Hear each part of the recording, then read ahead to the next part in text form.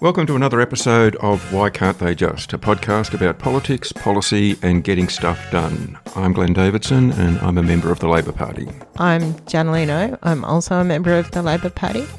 I'm a former diplomat and a climate, environment and anti-racism activist. Before we start, I would like to acknowledge that Glenn and I are recording this on the unceded lands of First Nations people in Australia. Recognising that sovereignty was never ceded, we pay our respects to their elders past and present and extend those respects to any First Nations listeners that we have today. Administrative law is not something that is at the forefront of most people's thinking, and we do tend to take for granted these days that individuals do not just have to accept government or bureaucratic decisions that they consider are unfair or which have an adverse effect on their lives. But it wasn't always that way. Prior to the Administrative Decisions Judicial Review Act of 1977, the ADJR Act, challenging government decisions was expensive and generally involved litigation in superior courts in what was a narrow specialist area of law. That generally made it, if not inaccessible for people of limited means, at least very difficult to access and litigate. In more recent times, we have seen government held accountable through royal commissions into robo-debt, aged care and people with a disability, and the establishment of a National Anti-Corruption Commission in 2023. But first, let's go back to where it all started. Janaline, what brought about this change and why was it so significant? Maybe I'll just take another step back from that and just explain to our long-suffering listeners why we think admin law is so fascinating and important. It really comes to this issue of government accountability, as you say. I think the way that governments have evolved in democratic countries, they've kind of evolved from systems where you had a centralised ruler like a monarch who would make decisions, bring them down, they might be arbitrary, and people just had to put up with it. Once you get the advent of democracy, I think there was a huge faith in the capacity of the democratic process through things like elections to bring accountability to government. That has clearly not been sufficient. I mean, apart from anything else, we only have elections once every 3 years. And in the meantime, the government's making millions of decisions that are affecting people's lives. And if those decisions are not being made with integrity, and if those decisions are not being made in a way that benefits the people who are affected by them, then that can lead to actually devastating consequences for people's lives. And this is what we saw in the robo-debt, aged care and disability royal commissions, all of which found that decisions were made that literally destroyed people's lives. You know, people died because of terrible administrative decisions. So I think the creation of a mechanism like the Administrative Decisions Judicial Review Act is tremendously important because it lays out the rules and the processes by which an ordinary person can challenge a government decision that adversely affects their life. The first structure that was put in place in response to that act was the Administrative Appeals Tribunal back in about 1977. And as that evolved and developed, the courts also further developed various legal concepts such as jurisdictional error, which meant the courts could examine the exercise of public or bureaucratic power for legal error. It also meant that the Parliament could not completely insulate administrative decisions from judicial review. Janaline, what did this mean in practice in terms of procedural fairness, and who benefited from these changes? I think what it boils down to is that the courts can ensure that government decision makers do not stray from the limits of their decision-making power. The Administrative Appeals Tribunal provides people with the opportunity to challenge decisions that they think have been wrongly made. It is about keeping government decision makers accountable for the outcomes of their decisions. That really gets to the nub of it, because it's not just a matter of having decisions being made that are subsequently appealed. This Act had a very strong upstream influence in terms of how decision makers actually go about making decisions. It encouraged them to be clearer in their reasoning, to certainly keep better records about why they were making decisions, what factors they were taking into account, what sources of information they were drawing on, for example, and doing a lot more careful fact-finding as part of their process in the agencies.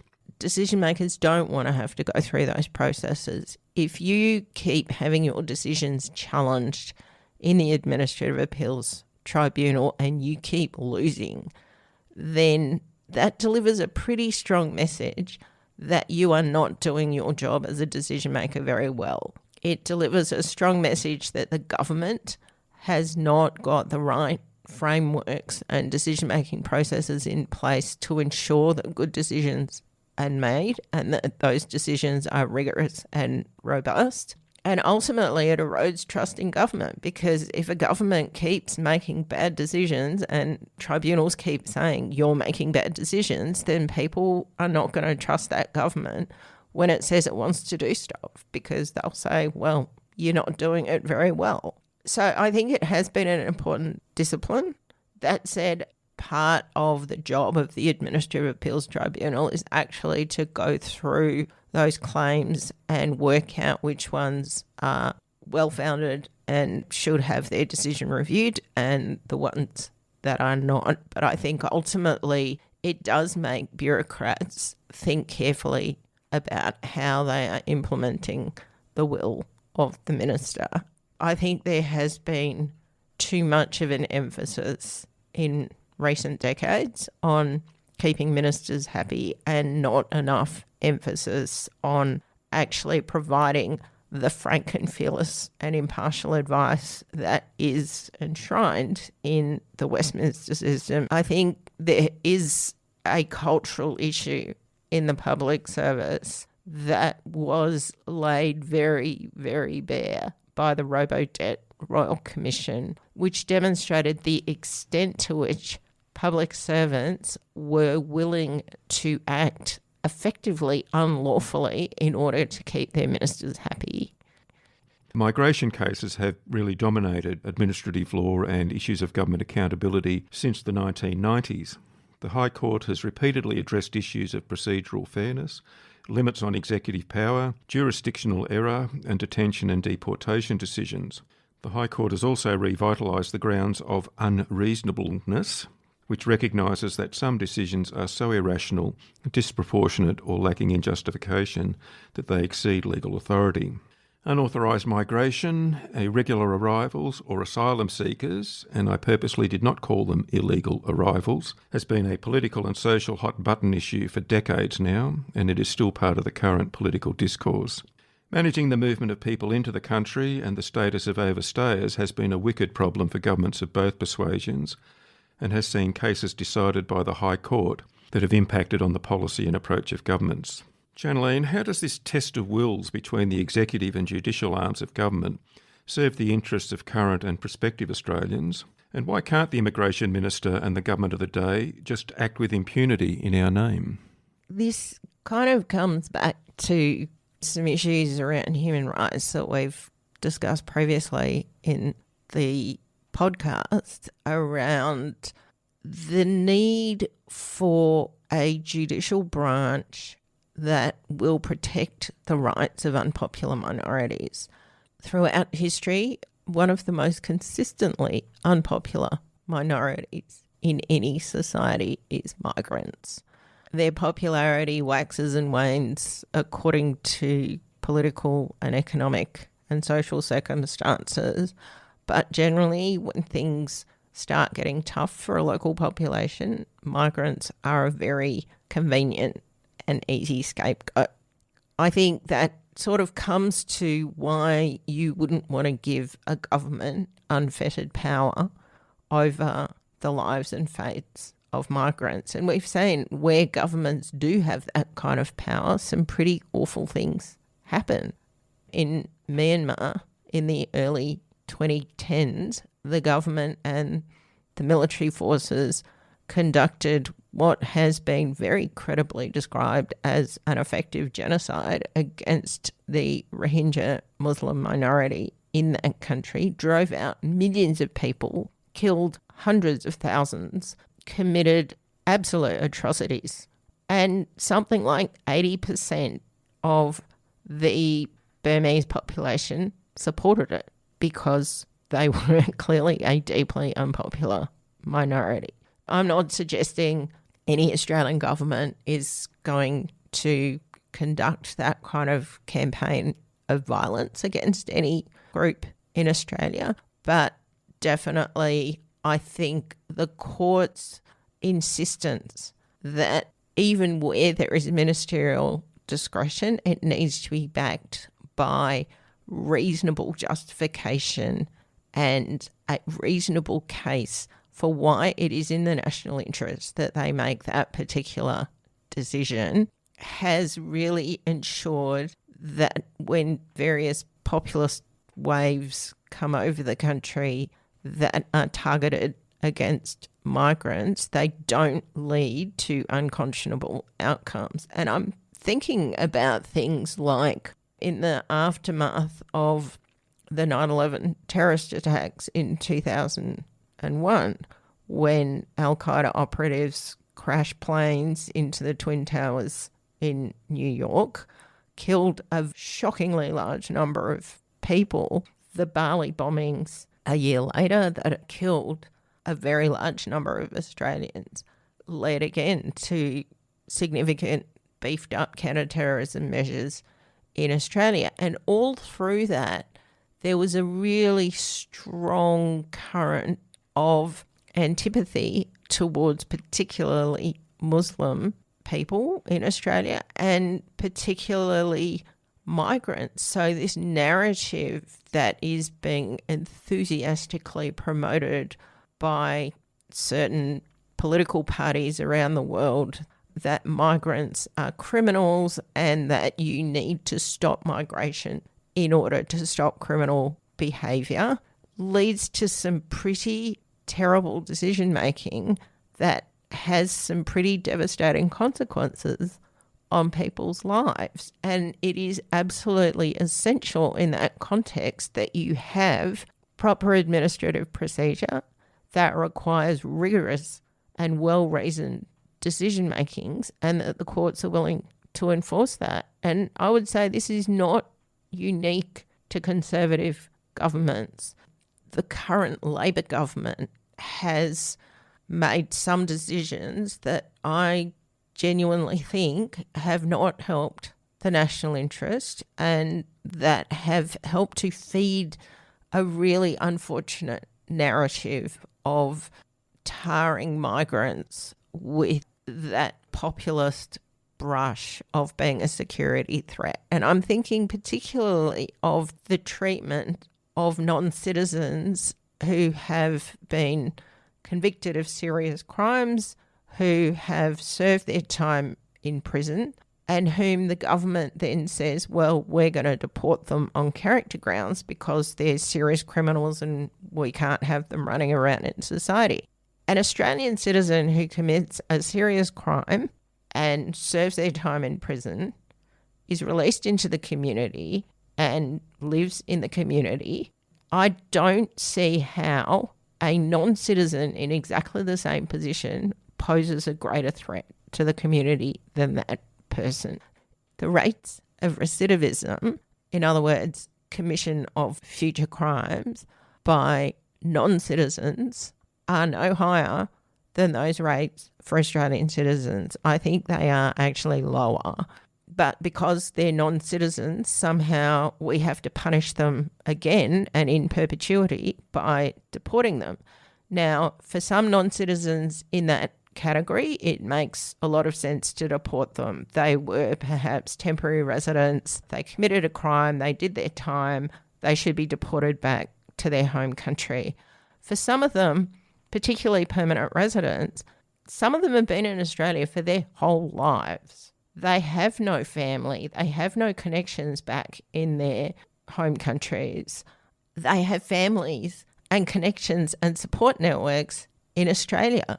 I don't see why that distinction should be made. And yet this Labor government has pandered to that narrative that somehow a person who commits a crime who's not an Australian citizen needs to be punished more than a person who commits a similar crime who is an Australian citizen. I think the fact that the courts have intervened and said this is not rational, you cannot do this, you cannot apply additional punitive measures that the judicial system has not sanctioned. In other words, once you've done your time, as far as the judicial system is concerned, you have been punished. You are free to go. So for the government then to say, oh, but we're going to put in place these additional administrative measures such as deportation or monitoring or ankle bracelets or restrictions on movement that we would not apply to a similar case where the person in question is an Australian citizen cannot be allowed. It is not rational. It is not reasonable. We are lucky that we have judges who are willing to make that call against governments pandering to unhelpful and frankly quite racist populism. If I just step back a little bit, I mentioned at the start there about unauthorised migration. Can you just clarify, Janaline, when we're talking about asylum seekers and illegal arrivals, just what is the difference there? So as you say, Glenn, it is not illegal to seek asylum. It is completely lawful, and Australia has obligations under international treaties and domestic law to treat asylum seekers with compassion, to process their cases in an orderly manner and to determine whether they deserve protection or not. It doesn't matter, actually, whether they come by boat or whether they come by air as far as our international obligations are concerned. Successive governments have tried to discourage people coming by boat by doing things like creating offshore processing zones. And coming back to our principal issue of government accountability, one of the most troubling things about the whole exercise of offshore detention has been a lack of transparency, the denial of visas to journalists who want to go and document what is happening, the gagging of medical staff, because a number of medical staff who had served in these places had come back to Australia and gone public with the conditions that they had witnessed there. They are made to sign contracts that include very stringent non-disclosure arrangements. So coming back to the idea that democracy dies in darkness, government accountability is impossible unless people know what is happening. But in the meantime, real people's lives are being affected in a pretty devastating way. So I think it has been incredibly important that the courts have at least gone some way to shining a light on the practices of offshore detention, on the actions of government officials in this space, and in ensuring that decisions are at least rigorous and well supported and rational, even if they can't change the actual policy. Now, while we are talking about the importance of transparency in government actions and decision-making, we should digress ever so slightly to address the issue of who has access to decision-makers and the ability to influence them. This may be via lobbying, which of course is a legitimate part of the democratic process, and or by political donations. But the issues arise around probity when there is a lack of transparency. All politicians and parties can be evasive about who they meet and the circumstances of those meetings, and the compulsory reporting of political donations is delayed. Janaline, do we really have accountability and integrity in this aspect of our political landscape? One of the things that a number of the crossbench have been pushing for is more transparency of who gets Parliament House passes. Now, there is a pass register where everybody who gets those orange lobbyist passes is recorded alongside the MP or senator who sponsored them. I think that is a reasonable thing to do. I do resist the idea, though, that having access means having influence. I think it is very reasonable for decision makers to meet a very wide range of stakeholders. That includes people from the community who have concerns, but it also importantly includes businesses who are going to be affected by whatever legislation or regulation is being proposed for two reasons. One is they literally have a real stake in the outcome in terms of their business. But two is they actually know how the business works and they actually have a clue as to what is going to work and what is not going to work.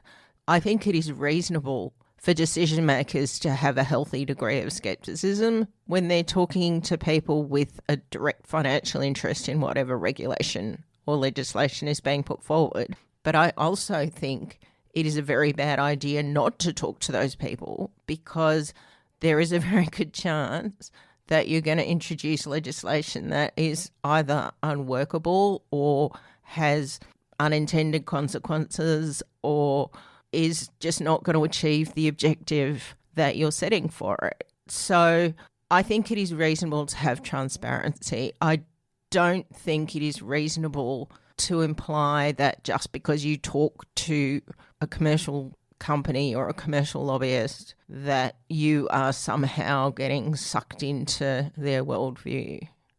Yes, and that all makes perfect sense. Of course, they should talk across the spectrum, and there's that tension, if you like, between transparency and confidentiality. Not everybody needs to know what's in every conversation that a Prime Minister or Minister or Member of Parliament has.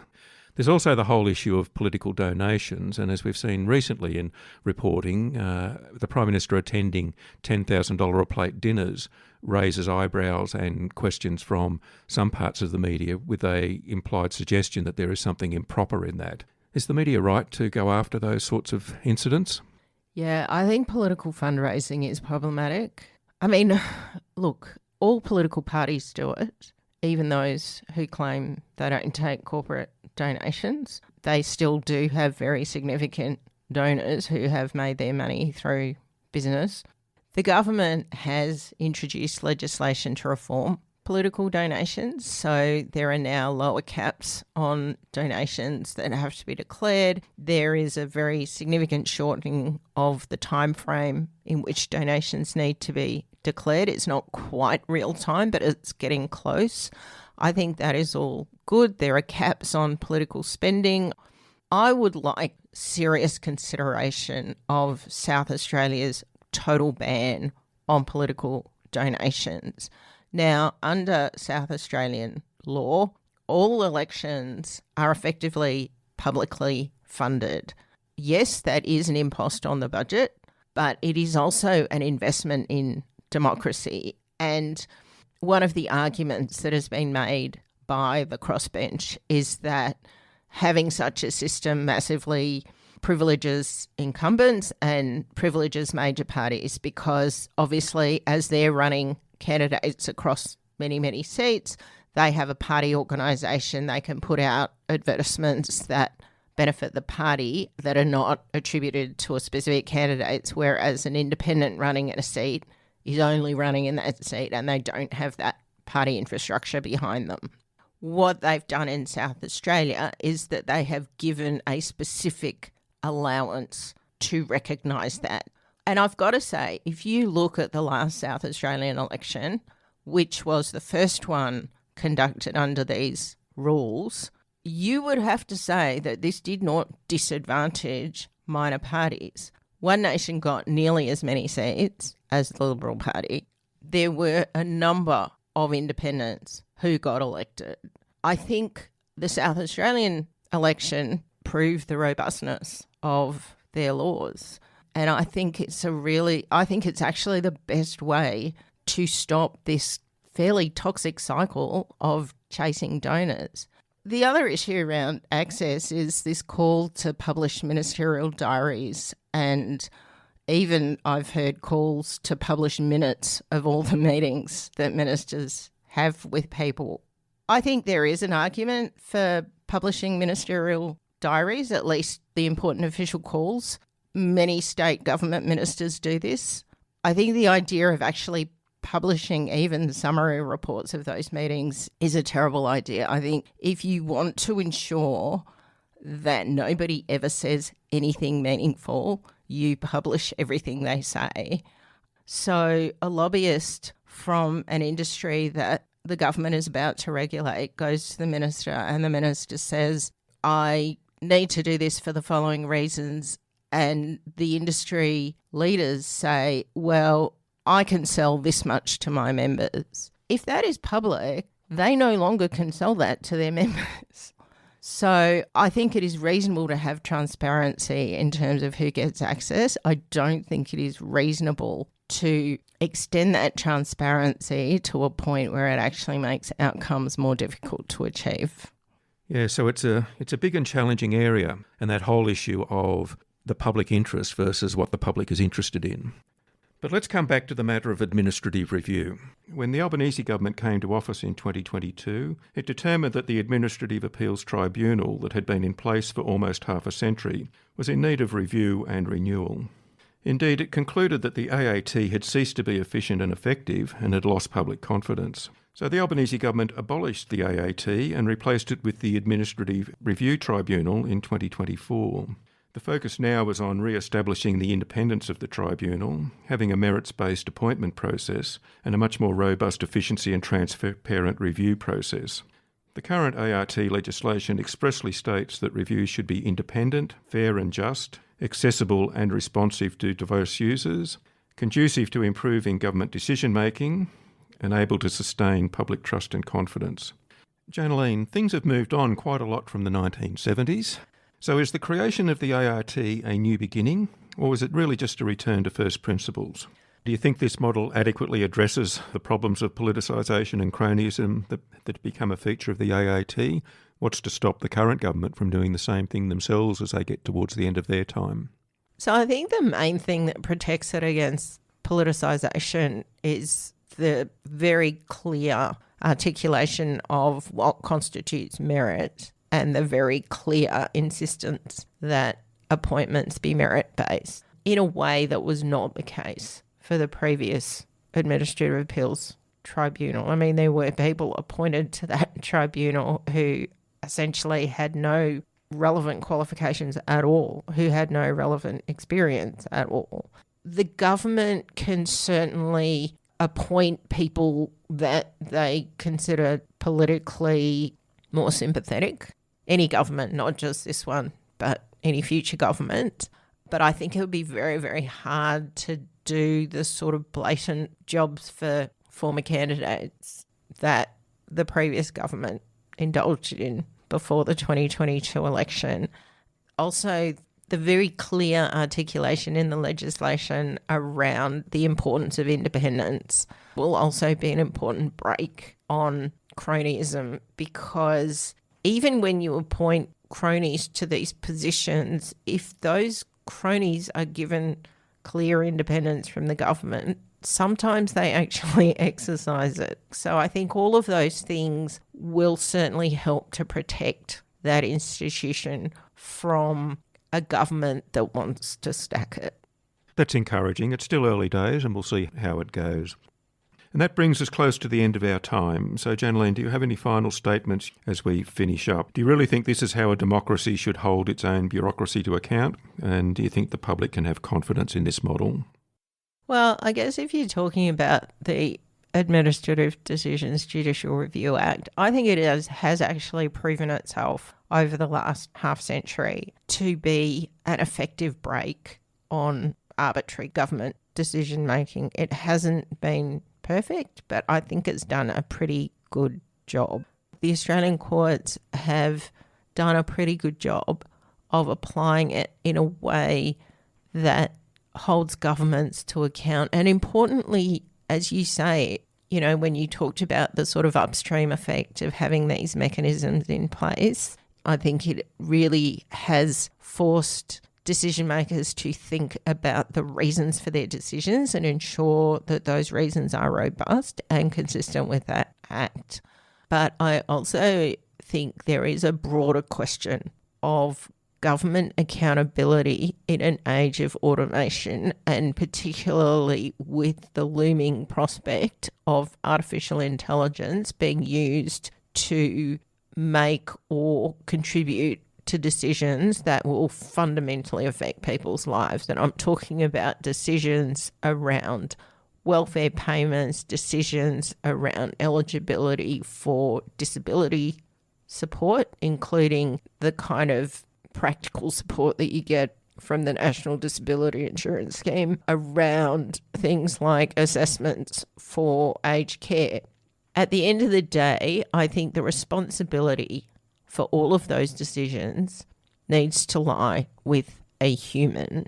You can certainly use automated tools to help you to make that human decision. You can use automated tools to make certain types of data easier to assess and easier to understand. But unless there is a human ultimately that is responsible, and unless there is a capacity for review of those decisions, then I think you are going to end up with tragedy and ruined lives. And I don't think in a country like Australia that is an acceptable outcome. One of the reasons that I wanted to do this episode on administrative law, apart from my own nerdy fascination with it, was that in the conversation that we had on the National Disability Insurance Scheme, one of the things that was put forward in the draft legislation, which I hope is not going to survive, was that automated decisions would not be reviewable. I don't think government decisions should be immune from review when they affect real people's lives. And one of the things that made me very happy at the recent ALP National Conference was I was very happy to see the success of some amendments to the Labor National Platform that emphasised that automated decision-making should always be subject to human oversight and human review, and that vulnerable people's lives would not be left to the mercy of a bot. But to the broader question of the first principles of government accountability, I think when governments make decisions, the people who elect them have the right to have decision makers made accountable. And when I say decision makers, I'm not talking about the junior officer who's making a difficult decision about a particular visa case. I'm talking about the senior people in the public service who are overseeing the decision-making framework and the criteria and the rules. I'm talking about the ministers who are elected to implement policy, but to implement policy in a way that ensures that when it affects real people's lives, there is accountability and there is a clear framework for people to seek recourse for unjust decisions. In terms of the Administrative Review Tribunal, I mean, as you say, it's only a couple of years old. It needs still to prove itself.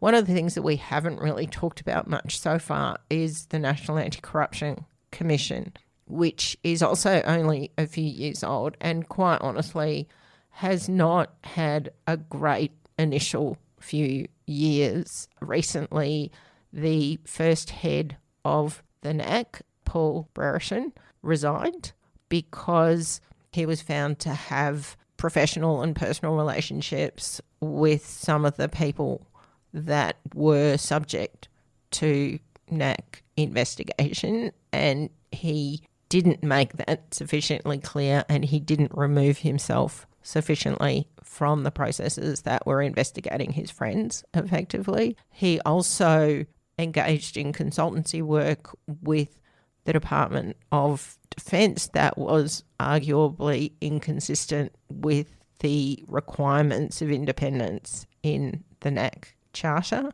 So I think that's all really unfortunate, actually, because the NAC itself was a very significant achievement for government integrity. It was a very significant sign that the government took integrity seriously. there was a lot of controversy around its terms of reference and the idea that hearings would not automatically be public, but only public in exceptional circumstances. I think that is a thing that the government should consider reviewing. There are different arguments for and against public hearings. I think one of the significant legitimate arguments against having completely public hearings is that it can destroy people's reputations if they're accused of something and later found not to have done the thing that they were accused of. On the other hand, it is also important for the public to see the NAC at work. It is important for the public to see powerful people held to account. And I think this is one of the values of royal commissions, for example. It forces people to testify in public about their actions and to justify their actions in that context. So I think the NAC is a work in progress and still has a little way to go. Having said that, I think accountability generally in Australia is actually not bad.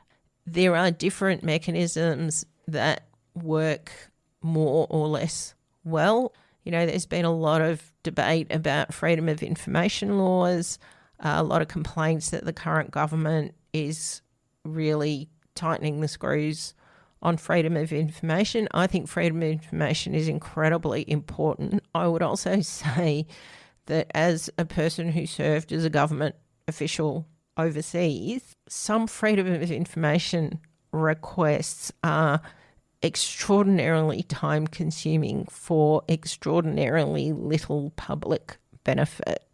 And it is a very, very expensive use of government resources. It costs something like $500,000 to keep an Australian-based officer overseas once you take into account, you know, not just the salary, but, you know, the accommodation, the infrastructure, the security measures at post.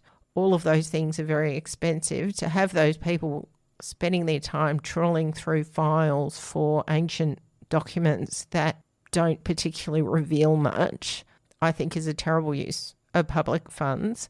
I think there is a need to strike a balance between genuine freedom of information requests that will genuinely uncover important things for the public to know and a pretty significant volume of what I would call phishing requests in the hope that you might uncover some sort of gotcha.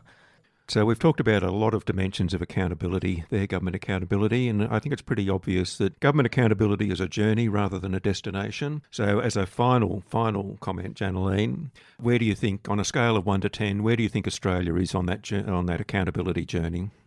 I mean, I've worked in a number of countries as a diplomat, and I would say Australia is definitely better than most of the countries I've worked in, partly because we're quite wealthy and we have resources, partly because we're not a secretive authoritarian state. Having said that, we do have a way to go. And I think politicians and ministers and prime ministers need to be less nervous about telling the Australian people true things about how decisions are made. I think one of the things that really corrodes public trust in politicians is the idea that they're dodging questions and they don't want to answer stuff. I actually think our ministers and our parliamentarians would do well to not adhere quite so rigorously to the talking points that they get from ministers' offices or the Prime Minister's office every day and actually respond honestly. And sometimes the honest response is, I don't know. Sometimes the honest response is, actually, that was a mistake and we shouldn't have done that and I wish we'd done it differently and this is what I'm going to do about trying to fix it. I feel like owning up to mistakes and taking responsibility for things that haven't gone well really does help to boost trust in government because people understand that ministers are also human.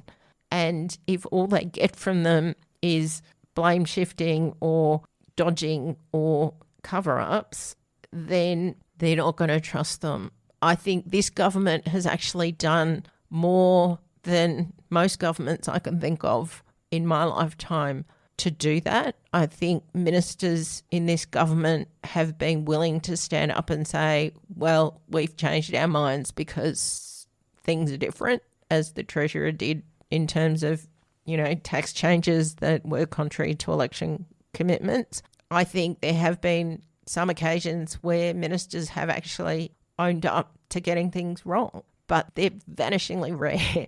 They're not very good at doing that. And I think if they were willing to be a little bit more upfront with the Australian people, that would do a lot to improve trust in democracy, trust in them, and trust in government generally. That was another episode of Why Can't They Just? The theme music that we use for this podcast is a piece called Insurrection by Pierre, Chrétien, performed by the Soul Jazz Orchestra, courtesy of Do Right Music, Inc. You can also hear us on Canberra Community Radio 2XXFM 98.3 on Tuesdays between 6 and 7 or via 2XXFM.org.au. If you like our work, consider supporting us on Patreon via our website whycan'ttheyjust.com.au. I'm Glenn Davidson. I'm Janaline, and this is Why Can't They Just?